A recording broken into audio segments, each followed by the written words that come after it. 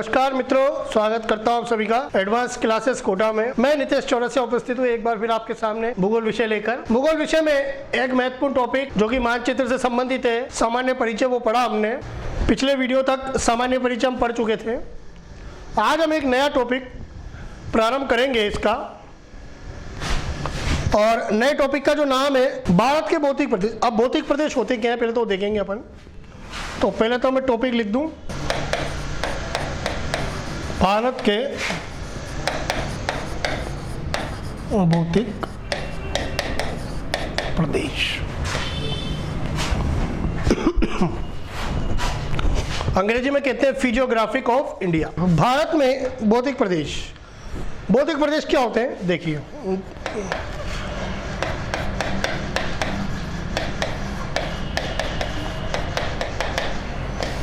जैसे भारत का मानचित्र आपने देखा, इस तरह का भारत का मानचित्र है, और आपने ये भी देखा है कि भारत में अलग अलग शिलाकृतिक विशेषताएं पाई जाती है। अब वहीं से भौतिक प्रदेश बनते हैं। देखिए कि कोई भी मान लीजिए किसी भी स्थान की या देश को ले लीजिए या प्रदेश को, किसी भी स्थान, देश या प्रदेश की अलग अलग शिलाकृतिक विशेषताएं देखी जा सकती है। शिलाकृतिक विशेषताएं,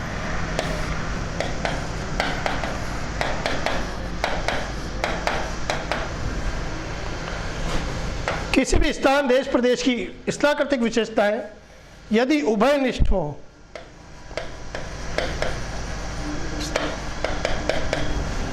कोई भी एक स्थान ले लीजिए, मान लीजिए पूरा एक देश ले सकते हैं, स्थान ले सकते हैं, तो उसकी अगर एक ही जैसी शिलाकृतिक विशेषता है तो उसे हम कहते हैं एक भौतिक प्रदेश। अब शिलाकृतिक विशेषताएं जैसे पर्वत हैं, पठार, मैदान, मरुस्थल, बहुत सारी चीजें आते हैं, वन्य क्षेत्र, बहुत सारी चीजें हैं। तो यदि शिलाकृतिक विशेषता इनमें से कोई भी एक चीज, पर्वत उभयनिष्ठ हो गया तो हम कहेंगे पर्वतीय क्षेत्र। जैसे यहाँ पर भी है, ये पूरा हिमालय पर्वतीय क्षेत्र है, इस तरफ पूरा हिमालय पर्वतीय क्षेत्र है लगभग इस तरफ, तो हम कहेंगे कि हिमालय पर्वतीय प्रदेश एक भौतिक प्रदेश है। क्या इसका मतलब है? अब जो स्थिति भारत में वर्तमान में हम देखें तो लगभग 6 भौतिक प्रदेश हम देख सकते हैं, बड़े बड़े मुख्य रूप से। बहुत सी किताबों में आपको 7 भी मिल जाएंगे, पर अभी वर्तमान में 6 भौतिक प्रदेश हैं। तो 6 भौतिक प्रदेश कौन कौन से हैं, ये आप नोट करना चाहें तो नोट कर सकते हैं।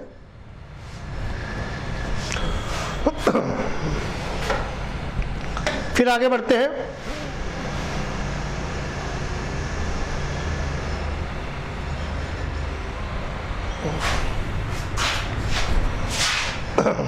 जैसे ये भारत का मानचित्र है, और ये तो काफी धुंधला आ रहा है, दूसरा ले लेते हैं हम।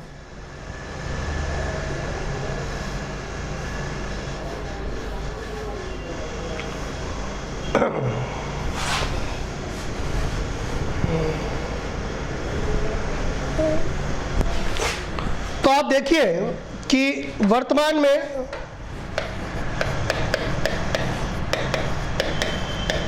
भारत को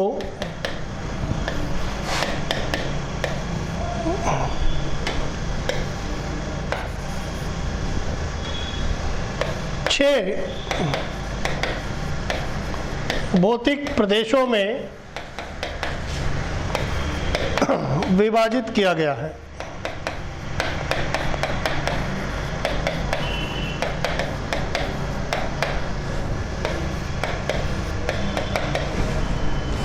छह कौन कौन से हैं देखिए। मैप शायद क्लियर नहीं आ रहा है, तो हम मैप को हटा भी सकते हैं। मैं दूसरा मैप बना देता हूं।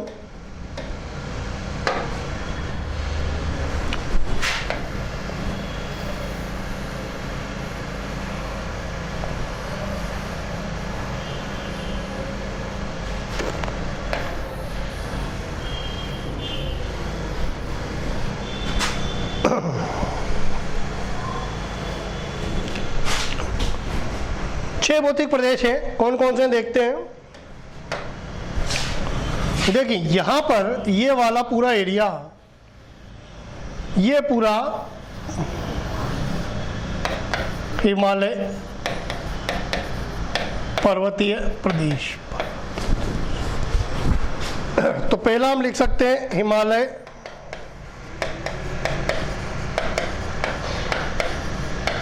पर्वतीय प्रदेश। फिर दूसरा हम देख सकते हैं ये नीचे वाला,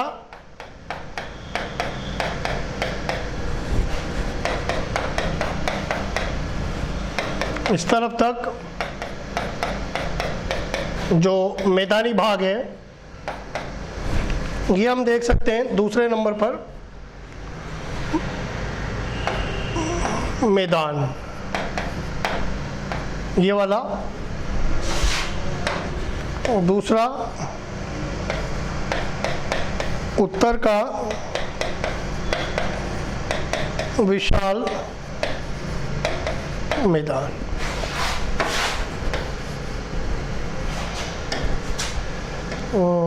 या इसको हम मिटा देते हैं, पहले कुछ दूसरी डिजाइन बना देता हूं मैं।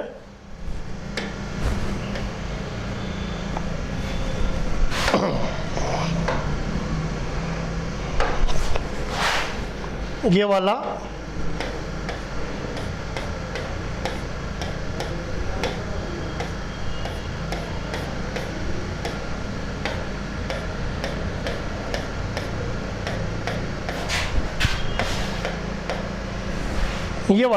मैदानी प्रदेश।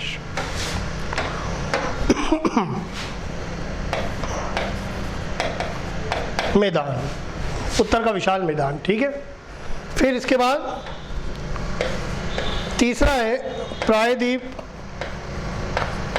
पठार या इसे कहते हैं दक्षिण का पठार। प्रायद्वीप पठार या दक्षिण का पठार, ये कौन सा है? ये पूरा क्षेत्र हम देखें तो ये पठारी भाग है पूरा, यानी 3 नंबर जिसे हम कह सकते हैं। माफ़ कीजिए, इसको नंबर से नहीं, यहाँ हम लिखेंगे प्रायद्वीप पठार।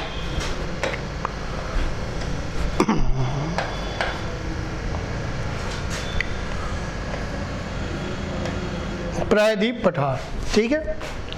और चौथा हम देखेंगे थार का मरुस्थल।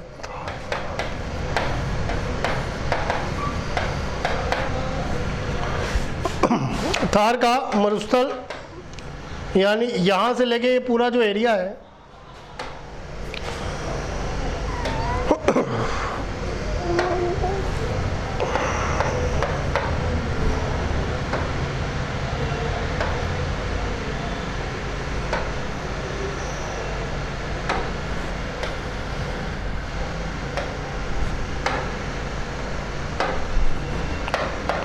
ये वाला जो आपको नजर आ रहा है,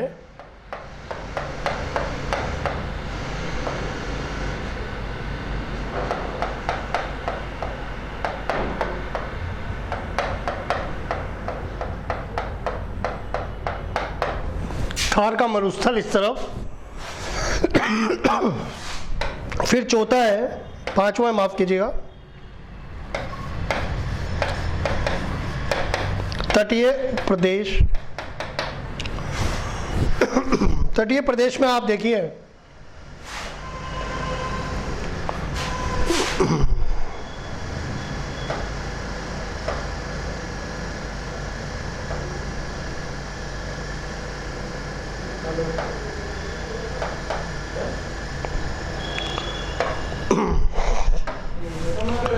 ये वाला पूरा एरिया, ये वाला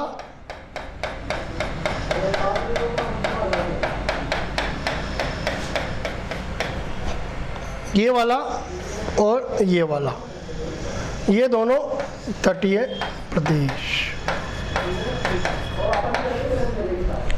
और वहाँ पर यहाँ पर अंडमान निकोबार द्वीप समूह है, इधर लक्षद्वीप वगैरह है। तो यहाँ पर है लक्षद्वीप और यहाँ पर है ये अंडमान निकोबार। इसको हम डिटेल में पढ़ेंगे, अंडमान निकोबार को भी। तो ये जो है छठा भौतिक प्रदेश, इसमें आते हैं द्वीप समूह।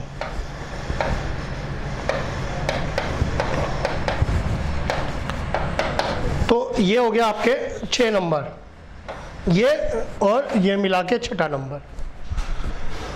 तो इस तरह से 6 भौतिक प्रदेश हैं अभी वर्तमान में, नोट कर लीजिए आप एक बार।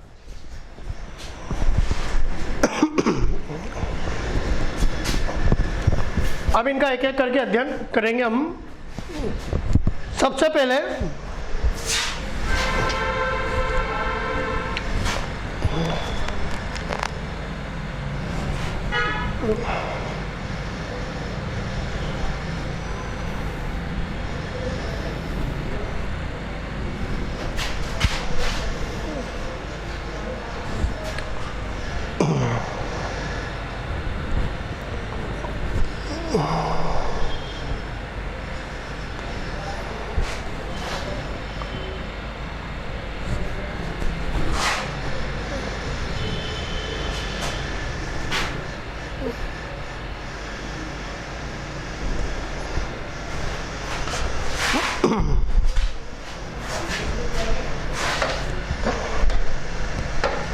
नया बना देता हूं मैं मानचित्र।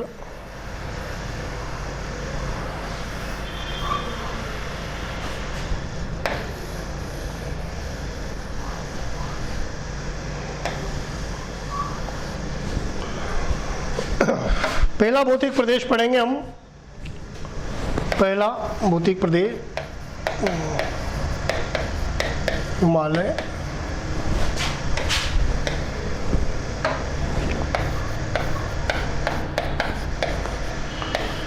पर्वतीय प्रदेश, यानी ये जो पूरा एरिया है,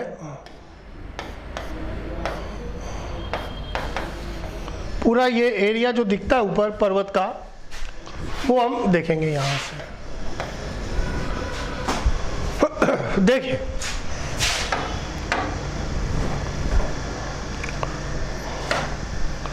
कि हिमालय पर्वत की जो पहले हम ये देखेंगे कि विशेषता क्या क्या है। एक चीज आपने पहले पढ़ी होगी, हो सकता है या नहीं भी पढ़ी हो, तो मैं एक छोटी सी चीज आपको समझा देता हूं पहले कि प्रारंभ में जब पृथ्वी का निर्माण हो रहा था तो पृथ्वी 2 खंडों में विभाजित थी। हो सकता है आपने पढ़ा हो सकता है नहीं पढ़ा हो। तो पृथ्वी 2 खंडों में विभाजित थी।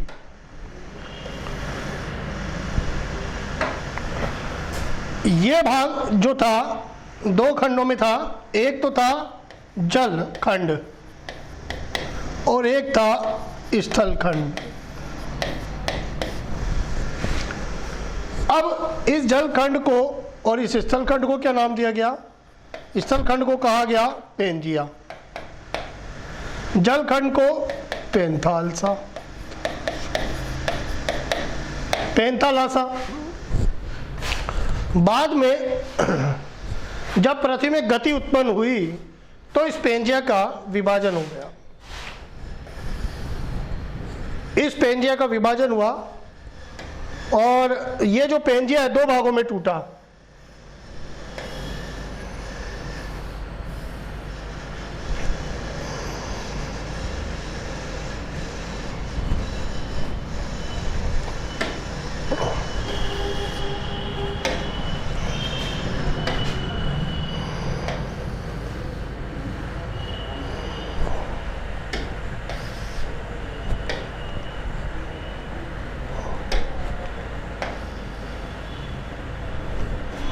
ये 2 भागों में टूटा पेंजिया।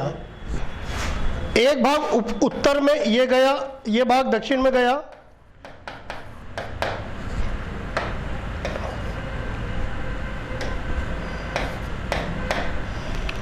उत्तर वाला भाग क्या कहलाया? अंगारा लेन। और दक्षिण वाला भाग कहलाया गोंडवाना लैंड। और इनके बीच में जल आया और ये जो जलीय भाग आया इसे कहा गया टेथिस सागर। फिर बाद में इनका भी विभाजन हुआ, अलग अलग महाद्वीप बने। उत्तर के महाद्वीप ज़्यादातर इसके हैं, दक्षिण के भाग ज़्यादातर इसके हैं। तो इस तरह से ये थ्योरी आपने पढ़ी हो सकता है पढ़ी हो पहले, या मैंने बहुत सामान्य रूप से समझाने का प्रयास किया है कि पृथ्वी पहले दो खंडों में विभाजित थी, एक स्थलखंड और एक जलखंड।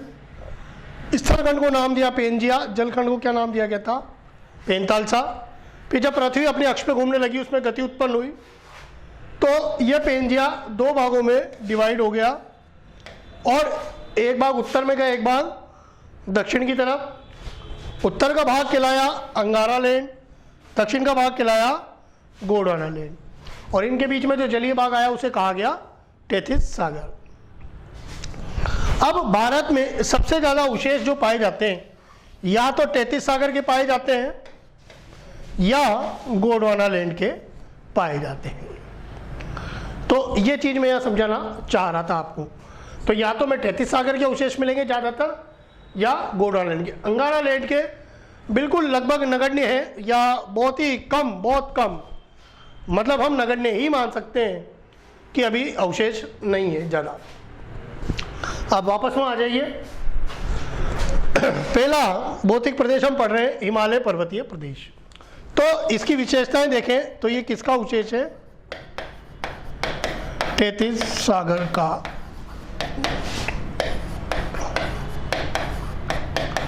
अवशेष है ये, टेथिस सागर का अवशेष है।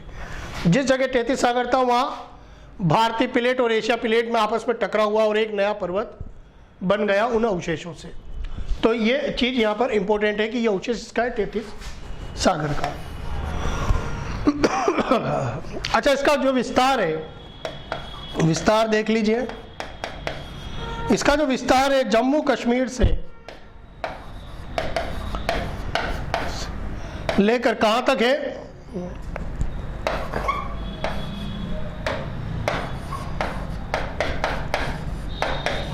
पूर्वोत्तर राज्यों तक इसका विस्तार है। लंबाई यदि हम देखें इसकी तो इस तरह पूरी जो लंबाई है लगभग 2400 से 2500 किलोमीटर के मध्य इसकी लंबाई है लगभग। और चौड़ाई देखें यदि हम तो चौड़ाई आपको 150 से 400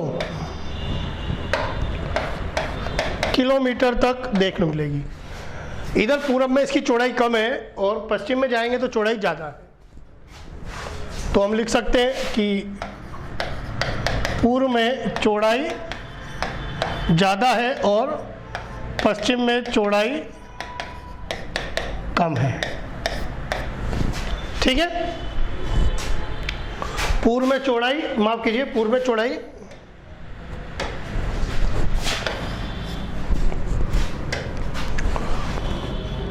कम है और पश्चिम में चौड़ाई ज़्यादा है।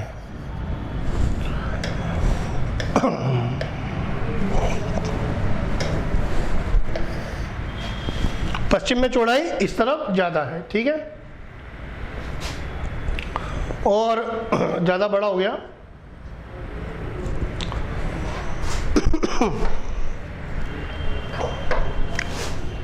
हाँ, अब ये जो भारत के लगभग 11 राज्यों में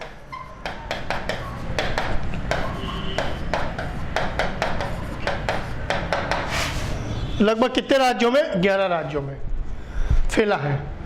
जैसे 11 राज्यों में फैला हुआ है, 11 की जगह हम ये लिख सकते हैं कि चूंकि अब वो बदल गया है तो 9 राज्यों में फैला है और साथ ही 2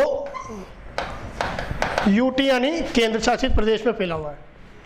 2 यूटी कौन सा है? एक तो यहाँ पे जम्मू कश्मीर और यहाँ पे लद्दाख, ये 2 यूटी हो गए। यूटी यानी केंद्र शासित प्रदेश, यूनियन टेरिटरी। और 9 राज्य कौन से हैं तो वो भी हम देख लेते हैं। 9 की बजाय इसे 10 कर दीजिए, अब लगभग 10 राज्य मान लीजिए इधर। और 10 राज्य में एक तो हो गया यहाँ पर पंजाब, हिमाचल और उत्तराखंड, तो 1 2 3। फिर यहाँ सिक्किम 4, पश्चिम बंगाल 5, 2 यहाँ हो गए। फिर आसाम 6, अरुणाचल 7, नागालैंड 8, मणिपुर और मिजोरम तक इसका विस्तार है। तो इस तरह से 10 राज्यों में लगभग फैला है, जिसे हम उत्तर पूर्व हिमालय भी कहते हैं। क्षेत्रफल की बात करें तो भारत के लगभग 5 लाख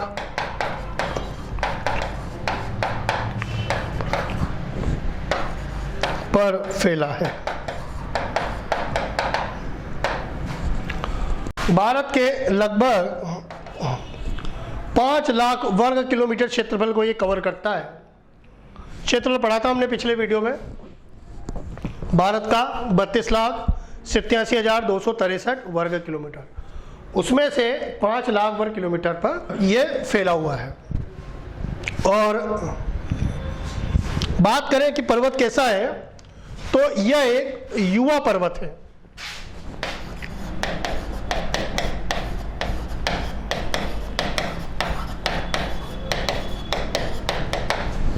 युवा एवं नवीन पर्वत का तात्पर्य ये हुआ कि जो इसका निर्माण है वो बाद में हुआ है, अपनी युवा अवस्था में है, इसलिए क्या है, नवीन पर्वत है।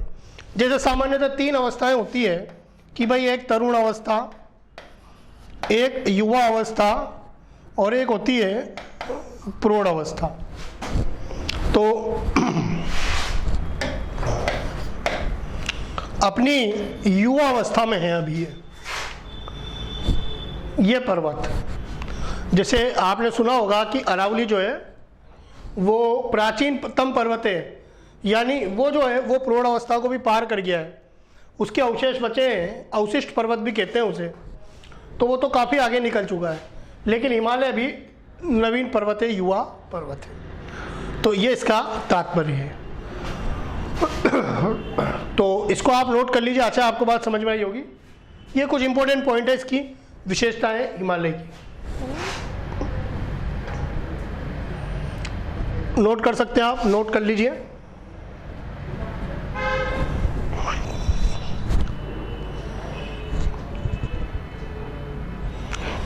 तो ये हमने केवल एक भौतिक प्रदेश की भी विशेषताएं देखी है, और आगे वीडियो और बनाएंगे हम इसके, जिसमें हम हिमालय का विभाजन भी पढ़ेंगे, ऊंचाई के आधार पर और क्षेत्र के आधार पर। तब तक के लिए धन्यवाद।